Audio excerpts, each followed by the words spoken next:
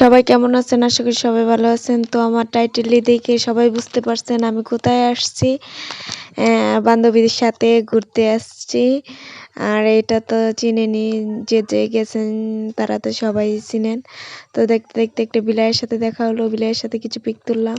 তারপর বলতেছি ভিতরে ঢুকবো, ভিতরে ঢুকে তো কিছু ছবি তুললাম। ছবি তোলার পরে বলতেছি এদিক দিয়ে ছবি তুলো, এদিক দিয়ে ছবি তুললাম।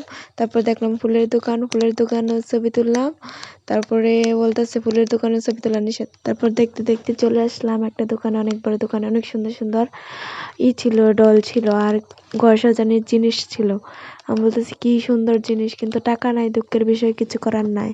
তারপরে অনেক সুন্দর সুন্দর ফুল, আমি বলতেছি এগুলো নিমু, কিন্তু কেমনে নিমু, টাকা তো নাই। সেজন্য দোকান থেকে চলে যাইতেছিলাম, বলতেছিলাম যে ঝিলমিল বেলুন কিনবো।